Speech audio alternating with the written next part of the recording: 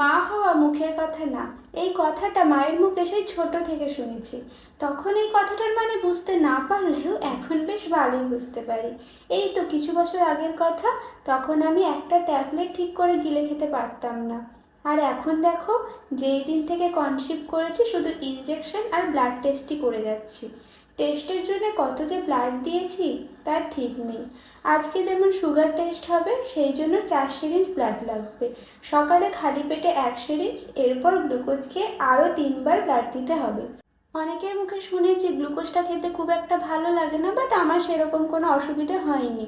Doctor বলেছিল 1 glass জলে 100 গ্রাম glucose খেতে।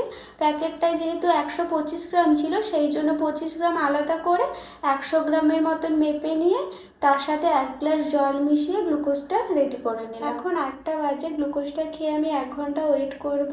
কাকু 9টা, 10টা, 11টা 3বার এসে বাকি ব্লাডগুলো নিয়ে যাবে।